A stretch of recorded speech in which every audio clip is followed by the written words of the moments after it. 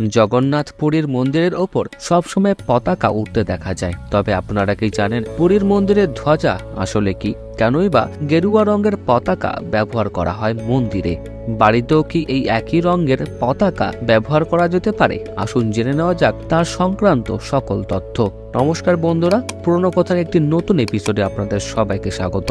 আমরা বরাবরই ঘুরতে প্রচন্ড পছন্দ করি, বিশেষ করে পুরীর মতো জায়গায়, যেখানে গেলে যেমন সমুদ্র দর্শন হয় ঠিক তেমনি জগন্নাথ দেবের পুজো করা যায়। তার সাথে সবার আকর্ষণ থাকে পুরীর মন্দিরের পতাকা পরিবর্তন দেখার। পুরীর মন্দিরের ধ্বজা পরিবর্তন করার দৃশ্য সত্যি খুবই অবাক করার মতো একটি দৃশ্য। তাই যারাই পুরীর মন্দির দর্শন করতে গিয়েছেন তারাই এই দুঃসাহসিক দৃশ্যকে চাক্ষুষ করার সুযোগ খুঁজেছেন।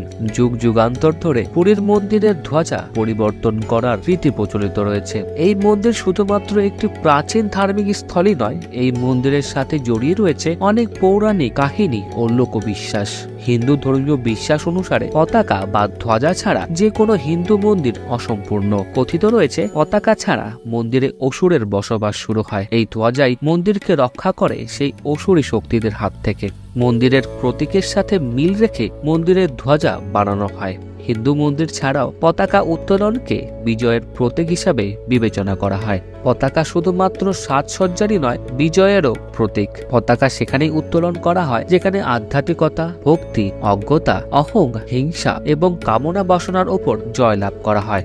তবে পুরীর মন্দিরের এমন কিছু ঘটনা রয়েছে যার বিজ্ঞানের সাথে কোনো মিল নেই। যেমন অনেকেই হয়তো জানে না যে পুরীর মন্দিরের পতাকা বাতাসের উল্টো দিকে উড়ে।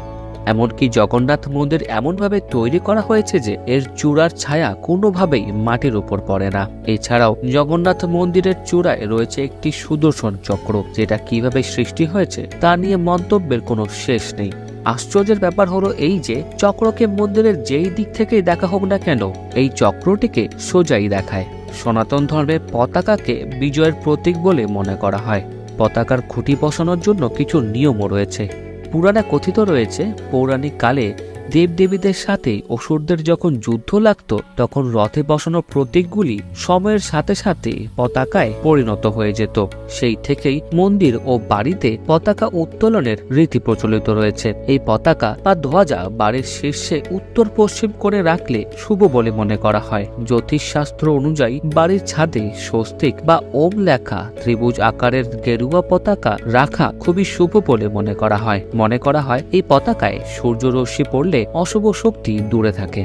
এই রকমই নানান রহস্য নিয়ে ঘেরা রয়েছে পুরীর জগন্নাথ মন্দির। পুরীর জগন্নাথ মন্দির নিয়ে আরো নতুন নতুন ভিডিও পেতে হলে এখনই সাবস্ক্রাইব করুন পুরনো কথাকে।